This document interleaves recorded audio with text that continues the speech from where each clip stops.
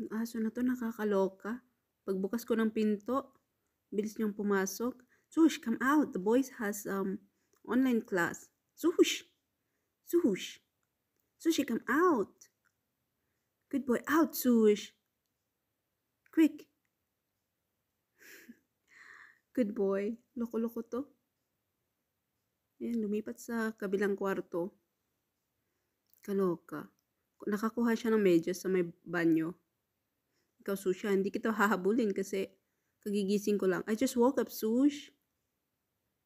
It's 9.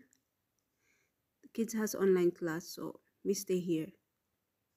Gusto niya magpahabol pero kagigising ko lang. Hindi pa nga ako nagkakape. Di ko pa inaayos yung higaan ko, eh. Good boy, you sit down there because I need to go fix my bed. Nakakaloka ka, Sush. Nakalimutan ko kasi siyang itali. Bago ibubuksan yung pinto.